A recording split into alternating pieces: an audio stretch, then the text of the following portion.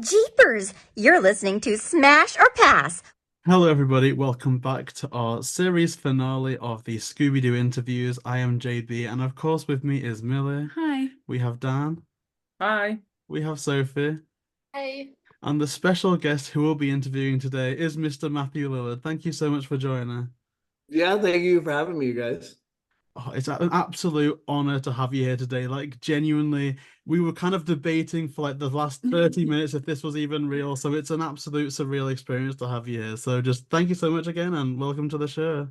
Yeah, well, thank you for having me. I know you guys talked about the movie. To be fair, it was 1 billion years ago. So I don't know how much I remember about it, but I'm happy to discuss whatever it is you guys want to discuss.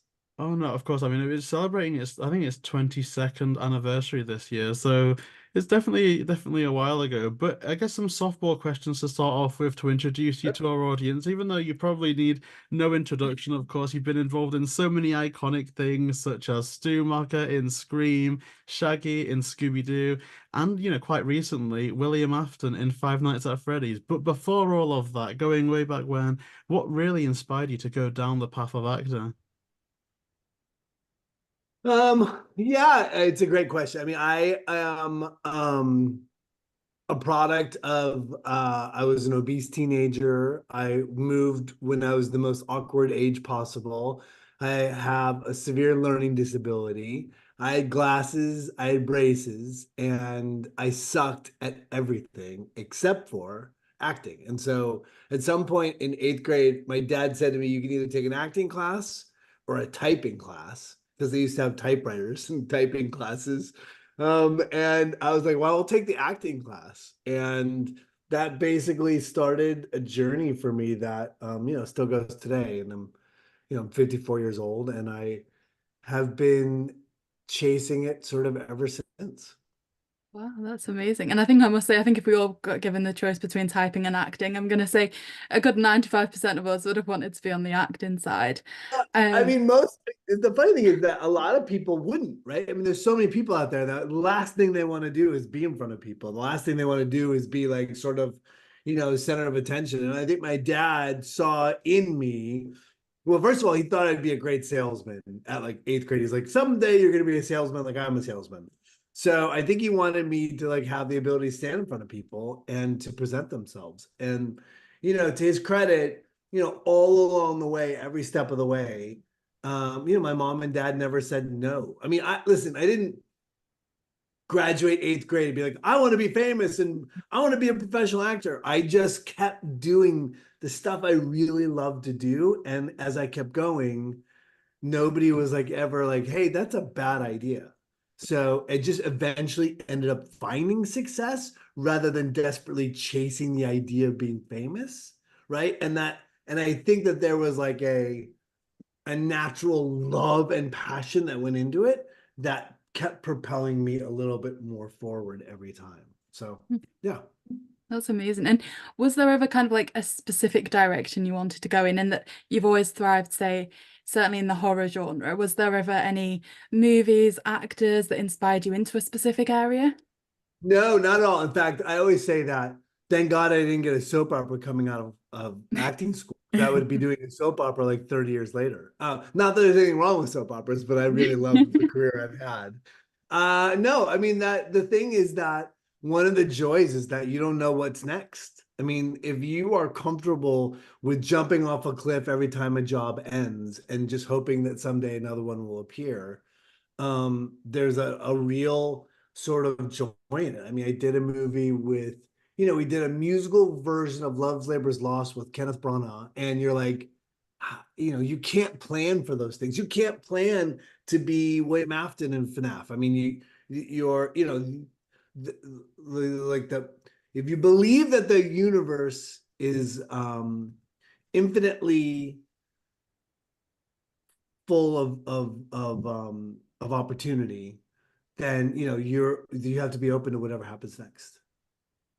Yeah, that's definitely a good bit of advice. And I know a lot of our audience are aspiring actors and voice over artists. So is there any advice you would give to our viewers who want to sort of follow in your footsteps?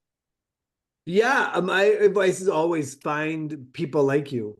right? I mean, the goal is like to be out there and to find class and find other people that are on the journey with you. Find the people that understand what it is that you're going through, what it is that you love, and you want those people around you, right? It's that thing, like you have to build fellowship, you have to build community, because that's the thing that actually at the end of the day it makes the whole thing worthwhile. It's not a movie opening or getting paid. Really what makes it joyful is being surrounded by other actors. I mean, you know, we do play readings in my house every 2 weeks, and we have people from, you know, in our backyard reading plays, and that's not about anything else other than hearing great words and spending time together. So to me, the first thing I always say is find the people that you want to be surrounded by and spend as much time with them as possible. And then training, right? It's like there's people out there that are like, I want to be an actor, and they're 50 some years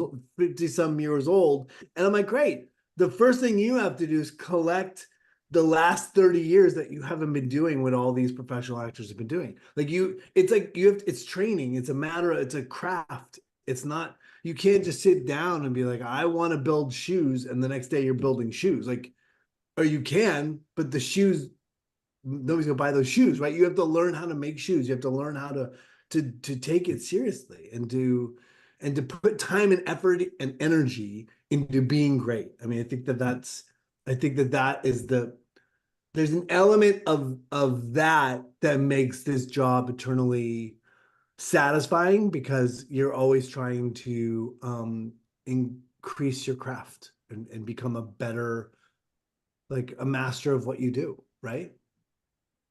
I love that. Great advice. I think the sense of community is also a really important point to make. Moving on to Scooby Doo, you first played Shaggy in the 2002 live action Scooby Doo movie. Prior to that point, how familiar were you with the Scooby franchise? Well, I grew up with it. I mean, just like you guys, I'm assuming, seeing how there's Scooby stuff everywhere. I grew up with it. So I grew up in the world where, you know, Sunday morning cartoons were the only time you got to see cartoons, and or Saturday morning cartoons. Sunday only had like 2 or 3, but Saturday morning I'd get up and watch cartoons, and Scooby Doo was a staple. So yeah, so I knew it very well, and I knew Casey had done the voice, and so by the time when they were doing the casting for the movie, I was like, well, I'm tall, I'm skinny, I might as well give this a shot. So I did.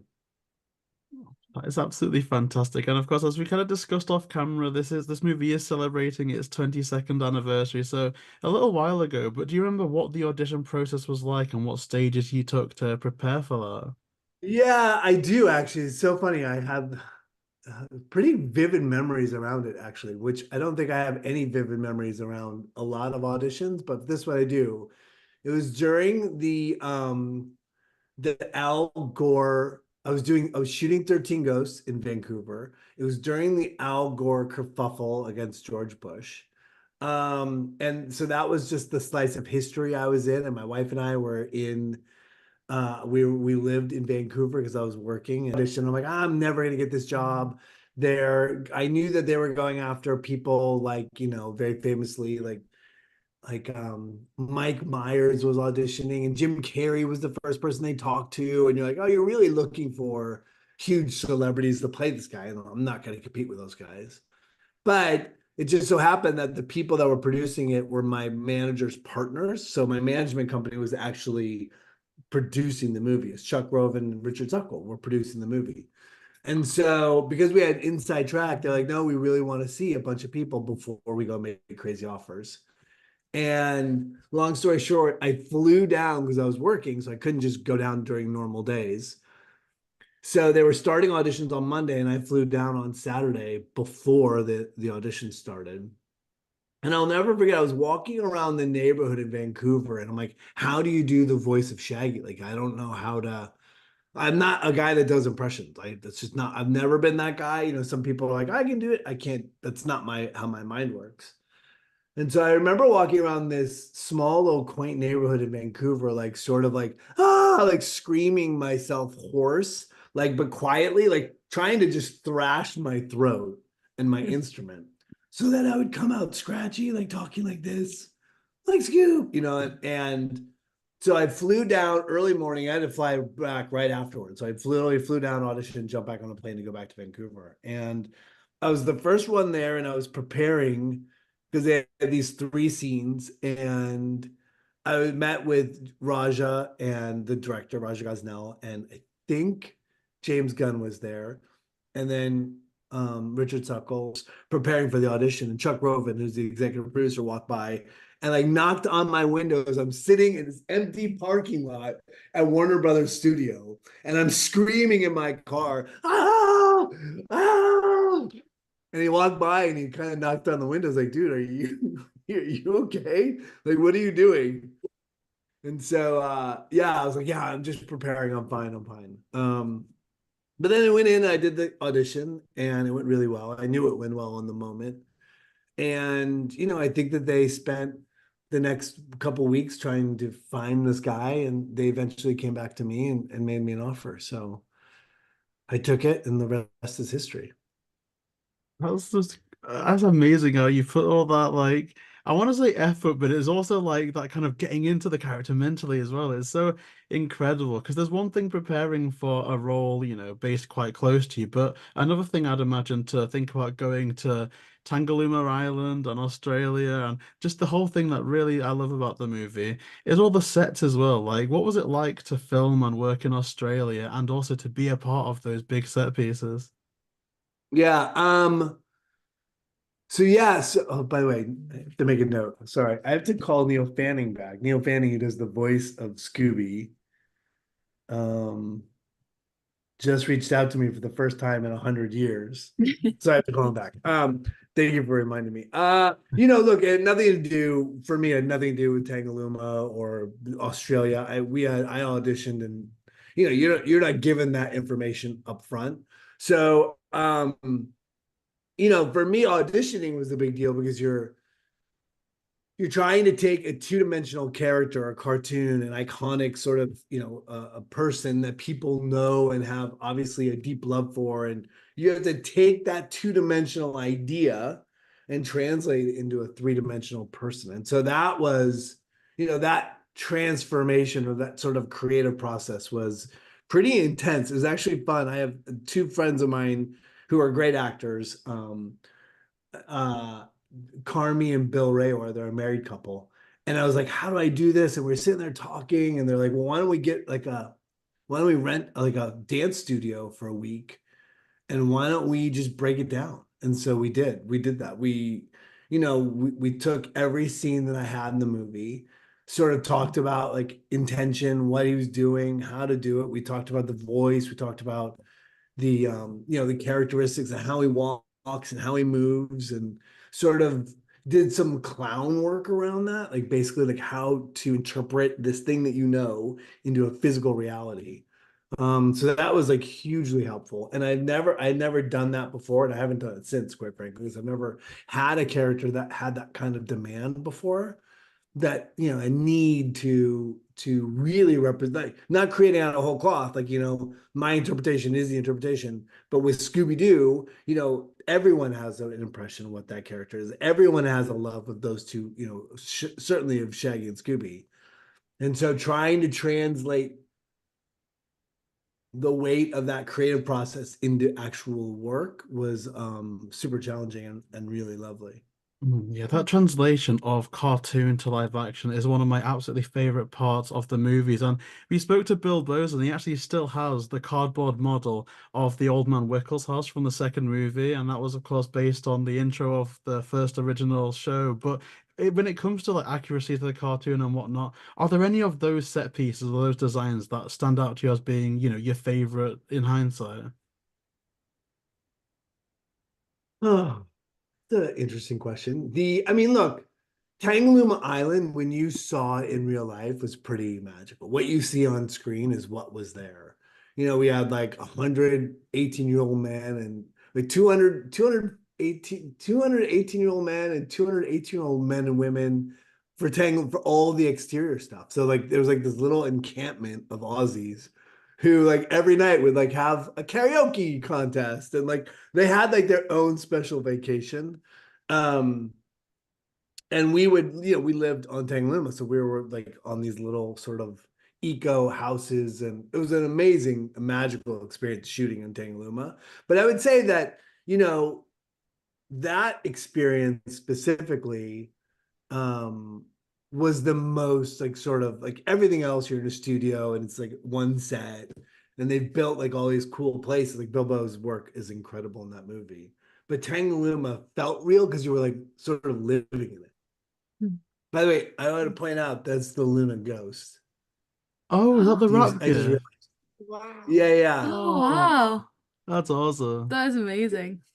It's good. And Anyways, you were talking about the locations there. I mean, the movie is iconic for so many reasons, from the sets to the incredible cast, but also it's raised a lot of questions as to, it was always rumored that there was another version of it. There was a lot of deleted scenes, which over the time of us doing this, we've been fortunate enough to speak to Kent Bader, who shed some light on things, but also Richard Suckle recently saying about an extended version of a scrappy scene. Is there any scene from the movie or any jokes that were cut that, you either particularly enjoyed or, you would have liked to have seen in the movie? Look, that the legend of that has grown far beyond, I think, whatever it would have been. This idea that Velma was gay, I think would have been super powerful, right? I mean, there's all kinds of kids out there that would have identified with that and been able to like sort of like be lifted in that moment. So this idea that subversion of like her sexuality, because it would have gone over kids' heads and parents would have got it, which, as kids grow into that movie, it could have been super powerful. So that's the one thing. I mean, look, there's definitely a crassness and a level of humor about that only James Gunn can do. He's an incredible writer and was like really taking some great swings. And, they made the movie. The movie was fantastic. It was super funny. That scrappy scene's great. But they, at the end of the day, were like, Warner Brothers views Scooby Doo as like the crown jewel of their, IP, their intellectual property. And so they thought it was more important to protect the integrity of what people would expect rather than invent a new sort of tone, which I think made it all the better. I think that, my experience on the convention circuit and like talking to kids and not kids, men and women, is that movie is way more popular now than when it came out. And it represents something to all your listeners and all of you. And there's like this, there's a beloved, it's entered this space of being a beloved movie for people. And who knows what would have happened if that movie, took that swing. Right now, it's a pretty iconic film for this generation. And so, for better or for worse, I think they made the right choice at the end of the day. I think it is, like you said, it's definitely stood the test of time. I think, it's still a strong 20 years later, and I know it's going to go into the next generation as well through all of us. And so a part that people really do highlight in that movie is the relationship between you and Neil Fanning, the voice of Scooby Doo, who you just mentioned, and we had the privilege of meeting last year. Certain parts of that as well, like this scene where you have the fight scene and manage to interact with something that wasn't even there at the time. What was it like for you two to work together? Well, he was a godsend. I mean, Neil Fanning was like, there's a great story. Did he tell you his audition story? Oh yeah, he had like a voice off, and then he was like Yeah, ad-libbing different lines. Yeah, that was a big deal because that was sort of like or him winning the job, but him getting the job was pretty funny. So he was, I'll tell it as quickly as I possibly can. So he was, as he told it, as I remember it, so it'll be clear, it was again a gazillion years ago. He was doing like a gaggle group, which is where they basically take group sounds or human people talking in the background, and he was doing this gaggle group, and this guy was working on the sides to audition for Scooby Doo to play the on-set voice of Scooby Doo, so that I would have somebody to work with, or we would all have somebody to work with. And so basically, this guy was like trying out, like Neil Fanning's like, well, what are you working on? And he's like, they're doing this voice, and Neil goes home and calls his agent. It's like, I got to get in on this audition. And so the agent calls him back, saying, sorry, they've already got their guy. And Neil goes, oh, well, it's too bad because my dog's name's Scooby, my other dog's name's Scrappy. And he goes, what? And like the agent was like, oh my God, hold on a sec. He's like, get in your car and drive down to the casting office. So he goes to the casting office and says, hey, my name's Neil Fanning and I want to audition. I'm like, sorry, we got the guy. And Neil Fanning goes, and he's like, oh my God, go to production office. And he goes to Richard, and Richard's like, we already got our guy. They got this guy here. He's supposed to say hi. Casting sending him over. And he goes, we already got our guy. We hired the guy. And Neil's like, I hear you, but and he's like, holy shit. So they threw him in a van. They drove an hour and a half into the rainforest in Australia. They walk up to Raja Gosnell, and Raja's like, who are you? He's like, I came to audition for the on-set voice of Scooby Doo.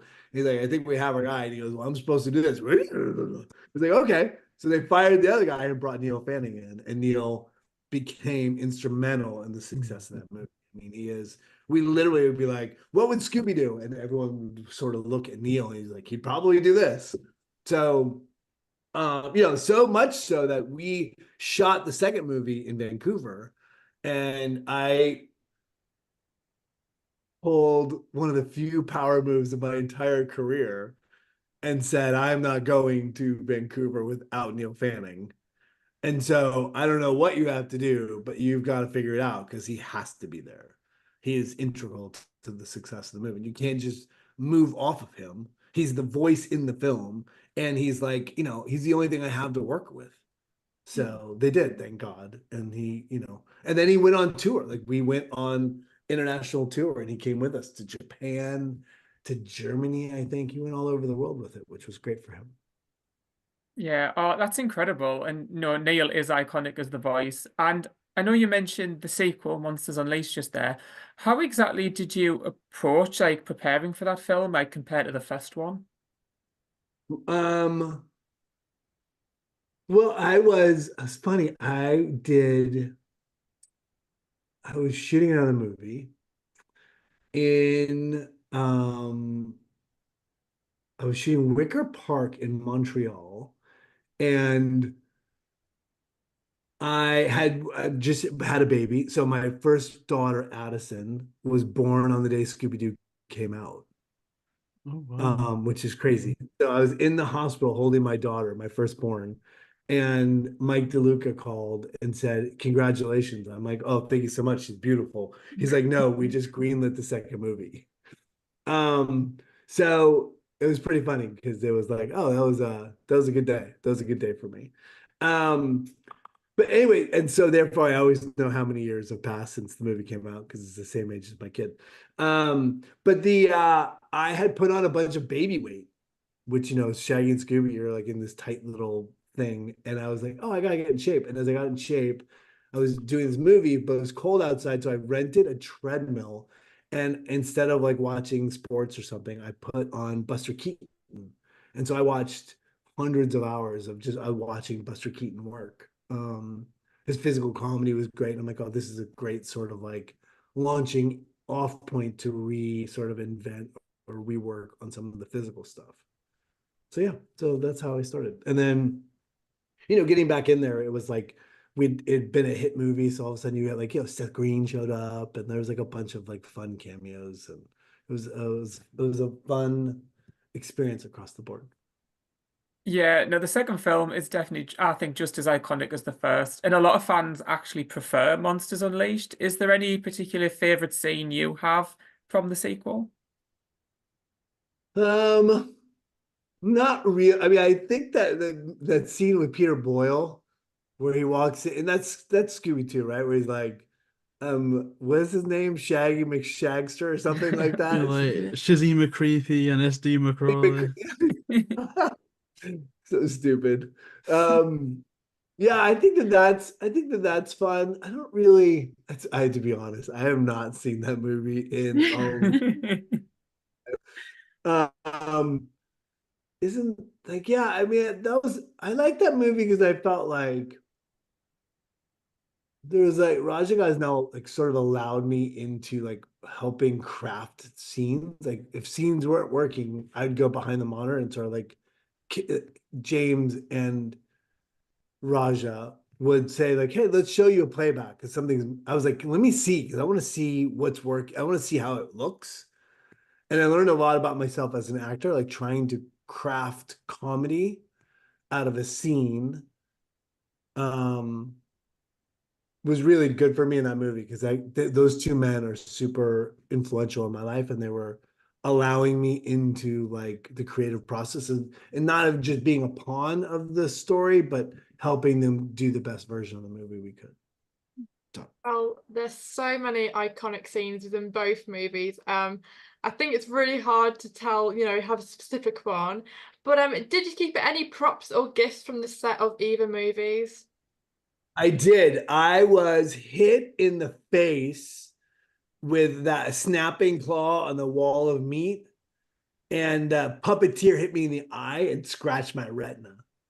So at the end of that, he literally came up and gave me the puppet. So I have that puppet, and then I have costumes from the second movie. I have a box of costumes that, whatever. But it was before the days of like, I don't think I really cared about taking things from movies. I still don't. I have very few things in my office that are movie based, but I do have this though. I just saw this. I was like, oh, this is fun. At some point, I think this was another producer. So it's like this hanging. Oh my gosh. That is amazing. It's pretty cool, right? It's heavy too.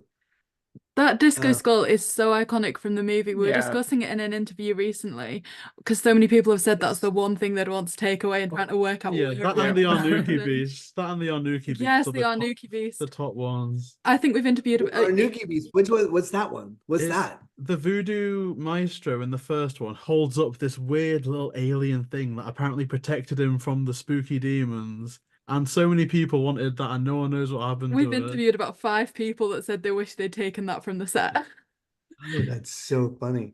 I've seen a bunch of skull tattoos, like a bunch of mirrorball skull tattoos, which is kind of crazy. These choices people make. Yeah, so I wasn't really a big fan of, I didn't really take a bunch of stuff. You've been the voice of Shaggy now since 2009. What was the process like for you, the transition from being on camera, the live action Shaggy, to having to convey all your performance vocally? Yeah, it's a totally different set of tools, right? I mean, the voice actors are incredible. I'm gonna be super clear. I do one voice really well, and then everything else I pretty much suck at. But voice actors, I don't consider myself a voice actor, are incredible instruments. I mean, the difference between a Grey DeLisle, a Frank Welker, a Kate Micucci, when you put them in an animated movie versus like a celebrity, is night and day. Celebrities are terrible, in my opinion, terrible in animated films, terrible. And all those films should go to people who do it for a living because their skill set is incredible. But Hollywood uses people's names to sell tickets, and that just lessens the quality of the film. So anyways, I'll step down off of that soapbox. The great thing is that, for the first 10 years of doing Scooby Doo, I sat next to Frank Welker every single day and we worked together. It's like, a scene, and we're working together and adding stuff and improvising things. And to me, that is the best part of that job, is like getting into a booth and seeing your friends. As an actor, like I go back to what I started with, like, fellowship's such a big deal and community is such a big deal. And as an actor, as you're traveling along, you can go a year without seeing anyone unless you create the opportunity. And the good thing about that opportunity, that job, was that every Wednesday from this time to this time, I sat with those 4 friends, and then other people came through. You've got, I mean, everyone, every time you call somebody to do Scooby Doo, they'll say yes. And so, there's just everyone in the business would come through. And so that to me was the best part. And the thing is with animation as well, there's also scope to have so many different versions of the same character as well. Like when you think about the most recent iterations of the Scooby Doo shows, there's a lot of people that's favorite is Mystery Incorporated. A lot of people's favorite can be Cool or Guess Who. But for you personally, is there any version of the Scooby Doo show that if you could go back and do another season, there's one particular flavor that you'd most like to revisit? I would do Mystery Incorporated right now. Not for free, but I would certainly back into that series. I thought that series was great. I thought Mitch Watson was a great showrunner for that. I think they really pushed the boundaries and opened up, honored the genre, honored the history, and pushed it into your generation, right? Instead of a kid. And that's what I think. I think that that's why it was so successful. And now it's more successful, I think, than all of them because it still works and people are still finding it and still watching it multiple times. So that to me would be the one. It certainly was very successful. I know they still show reruns of it now. On our TV, it's the most commonly shown series. So it's Really? still. So it certainly is one that I think we'd all love to see a return of. And speaking of returns, you recently announced the second FNAF movie's release date, dressed as Springtrap with posing with Scooby Doo. So was there any inspiration behind that picture? Can we ever see Mystery Inc. solve the mystery of Freddy Fazbear's or anything like that? Those two will never meet. Those two is not a matchup anyone wants or needs. No, I just Jim Henson does the costumes for both, and it was too great of an opportunity to pass up. And really changed my social media in a crazy way, which was like almost like millions of hits or something. So that was fun. Like I thought that, but fans of both franchises would get a big kick out of it. So yeah, and I also made an announcement that I'm doing something new with Scooby Doo, with something with Warner Brothers. That's not a movie. And it's not a cartoon. So it's very different and sort of outside the box that I can't talk about yet. But you should definitely follow my socials, or you guys will repost, because that's where we're supposed to make the announcement next month. So it's super fun. It's different. It's based in technology and sort of it's an onboarding thing for kids to come in and sort of meet the gang. And I'm excited about it. I'm working with this really cool team and we're developing something really awesome. So hopefully people love it. Oh wow, no, that's definitely something to look out for. And in a similar vein, it was recently announced that Netflix are working on a live action Scooby project. Yeah. And just given how, obviously, like we've said, how iconic the version was that you starred in, is there any sort of way you hope that they pay homage to those films, or would you perhaps want to make a cameo in that project? It's a little like the Scream question or another version of the movie question. We are journeymen on a career path that sure, I would love to have some kind of some way to honor the original show, to sort of give fans something fun. I'm available. I'm doing a TV show right now. I'm doing FNAF in October, but I'm available. Greg, bro, everyone knows that I'm available, and if anyone wants me, they can find me if they need me. But I certainly, that show, my portrayal of Shaggy, all of it is a placekeeper for the next generation, right? There will be, like, I stepped in the shoes of Casey. Somebody will step in my shoes and hopefully continue the legacy with as much love as I try to bring to it. So I wish them nothing but the best. But you certainly honour Shaggy and you're the perfect casting for it. I think we'd all appreciate a cameo if that was ever a thing. In terms of the future, there seems to be a lot on the horizon, with Five Nights at Freddy's being a 3-picture deal with your involvement with the new Stephen King adaptation. Are there any upcoming projects you can talk about at all? I know you've touched on some of them already. Yeah, I mean, I'm doing a TV show for Amazon right now called Cross, which is great. It's their season 1 is releasing next month, I think. And then I'm in season 2, so I'm in the middle of doing that. And then I'm doing other things. Like I have this Dungeons and Dragons company called Beetle and Grimm's. So we do high-end box editions for D&D, which is a game that is near and dear to my heart. And I started a spirit company called Find Familiar Spirits, and we build high-end spirit experiences around fandoms. And so, yeah, so I have, if I was just waiting for Hollywood to call, I would have had a very boring life. Because there's ebbs and flows to every career, and mine certainly has had its fair share. And so, in the interim, I've started to do other things that are interesting to me, So yeah, so it's allowed me to, the ebbs and flows have allowed me to be around for my kids, allowed me to sort of start these new entities, to teach a lot. So I do a lot of stuff on the side that have nothing to do with this godforsaken business. That's the truth. Well, it's absolutely incredible to hear from you and looking forward to all of those announcements as they come to light. But for people watching, where is the best place for people to keep up with the work that you're doing? Yeah, social media. I'm Matthew Lillard on, I think, all platforms between, I don't know, I think I have a blue check mark on Instagram, and then I don't know. I don't on Twitter, I know that, but you'll see all my videos or whatever. I don't know. I mean, it's Twitter and Instagram for me no, sorry. Instagram and what's the thing called with the X? videos? TikTok. TikTok, yes. Sorry. I was thinking of Twitter being renamed as X then. No, like you said TikTok. Yeah, But- no, I don't really do the Elon Musk of it all. But yeah, so TikTok and Instagram is where you can find me most. Okay, perfect. Well, we'll be sure to include those links in the description down below. But Great. that concludes all the questions for today and brings an end to our series finale. So I'd just like to take a moment to say a big thank you to you today for joining. So thank you, Matthew Lillard. We do really appreciate it. A thank you to Dan and Sophie as well for hosting with us, and to everybody that's listened and joined us on this crazy 3-year journey. So yeah, I have been Jaybee. And I've been Millie. Thanks for listening. Well, jeepers, you've listened to Smash or Pass.